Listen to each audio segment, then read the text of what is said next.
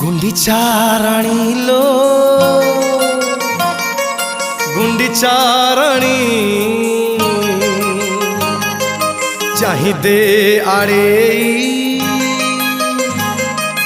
पाट ओढ़णी